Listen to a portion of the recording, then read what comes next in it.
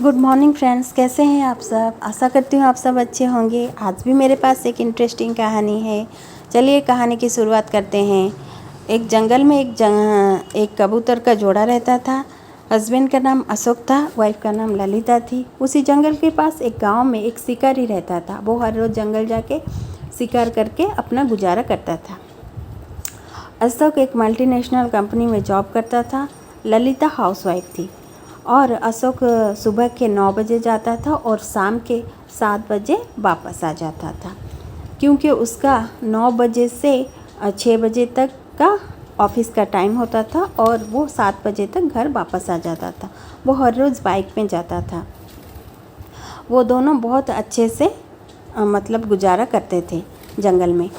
एक रोज़ क्या हुआ ना, शाम के वक्त शिकार करने के लिए जंगल में गया और उस टाइम पे थोड़ी सी बारिश भी शुरू हो चुकी थी और रात भी थोड़ा बढ़ चुका था।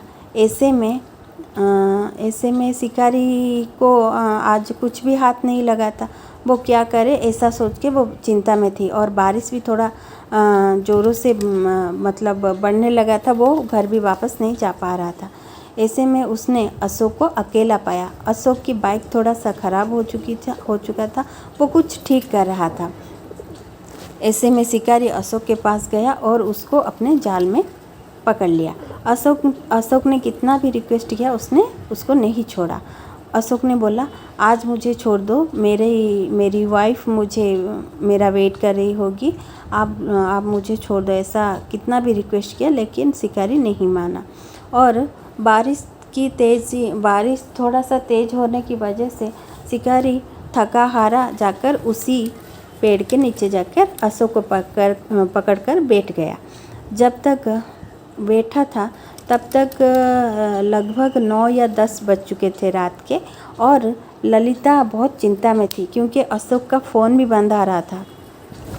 ऐसे में ललिता इधर उधर देखा तो उसकी नज़र पड़ी तो नीचे देखा तो शिकारी ने अशोक को पकड़ लिया है और ललिता बहुत डर गई। अरे अशोक तो यहाँ है, मैं अशोक को कैसे बचाऊं?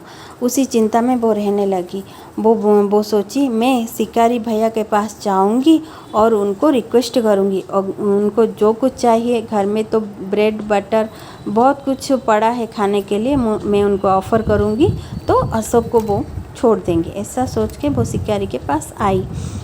शिकारी के पास आई और उसने बोला, शिकारी भैया आप अशोक को छोड़ दीजिए और आपको क्या चाहिए बोलिए, मैं पूरी कोशिश करूंगी। ऐसा बोला तो ललिता, शिकारी ने बोला, पहले तो मुझे बहुत ठंड लग रही है और उसके बाद मुझे बहुत भूख लग रही है और मुझे मांस ही खाने की बहुत इच्छा हो रही है। तो ललिता जैसे तैसे करके दौड़ के गई, कुछ लकड़ी वगैरह लाके आग जला लिया। आग लगने की वजह से शिकारी का ठंड थोड़ा सा कम हो चुका और अब उसकी बारी खाने की थी क्योंकि उसको भूख भी लग रहा था। ललिता ने उसको ऑफ़र किया, भैया आज तो हमारे घर में खाना मैंने नहीं बनाया क्योंकि अभी तक मतलब अशोक ने ही घर पे आए थे तो खाना मैंने नहीं बनाया था और घर में ब्रेड बटर फ्रूट्स वगैरह सब कुछ है, बोलिए आपको क्या चाहिए। लेकिन शिकारी तो बहुत दुष्ट था, बहुत ही शैतान था। उसने बोला, मुझे तो कुछ भी नहीं चाहिए, मुझे तो सिर्फ मांस खाना है। लेकिन ललिता ने बोला, आज तो हमारे फ्रिज में से मांस मछली कुछ भी नहीं है, सब कुछ ख़त्म हो चुका है और बारिश की वजह से अशोक भी कुछ लेके नहीं आए होंगे, तो मैं आपको क्या दूँ? क्या आप मेरा मांस खा के अशोक को आज़ाद कर देंगे? शिकारी बहुत खुश हो गया। उसने बोला, ठीक है, तुम इस आग में गिर जाओ और मुझे मांस खाने के लिए दे दो और मैं तुम्हारे पति अशोक को आज़ाद कर दूंगा। ऐसा बोला तो बहुत अशोक ने मना किया, नहीं, तुम मेरी वजह से अपने आप को ऐसा मत करने दो। लेकिन ललिता तो बहुत अच्छी लड़की थी। उसने सोचा, शिकारी हमारा मेहमान है, मेहमान को ऐसे भूखा हम नहीं छोड़ सकते और अशोक की जान को भी वो खतरे में नहीं डालना चाहती थी। इसीलिए उसने बोला, अच्छा शिकारी भैया, मैं आग में गिर जाती हूँ और गिरने के बाद तुम अशोक को आज़ाद कर देना।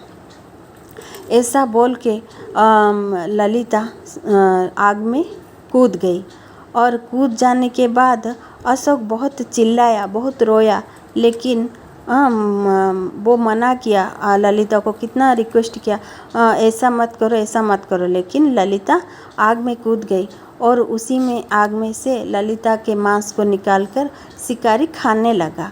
और वहाँ पे अशोक रो रहा था, बहुत ज़ोरों से चीख रहा था, ललिता ललिता बोलकर, लेकिन शिकारी के कान में कुछ भी नहीं घुसा। ऐसा सुनकर उसके बाद शिकारी को आधा खाने के बाद ललिता का मांस थोड़ा सा ध्यान आया, अरे ये मैंने क्या कर दिया, जिसने मुझे बचाया, मुझे मतलब सर्दी से बचाया, मुझे भूख लगी तो खाना भी दिया, मैं उसी के मांस को खा रहा हूँ।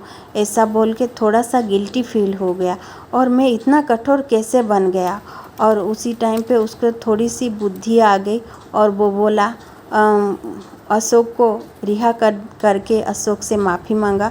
वो बोला, हो सके तो भैया, मेरी तो गलती माफ़ी के लायक है नहीं, अगर हो सके तो मुझे माफ़ कर देना। ऐसा बोल के शिकारी ने अशोक को आज़ाद कर दिया। लेकिन अशोक बोला, आप मुझे क्यों आज़ाद कर रहे हो, मैं अकेला रहकर क्या करूँगा ललिता के बगैर, ऐसा बोला। लेकिन शिकारी तो उसको थोड़ी सी बुद्धि आ चुकी थी।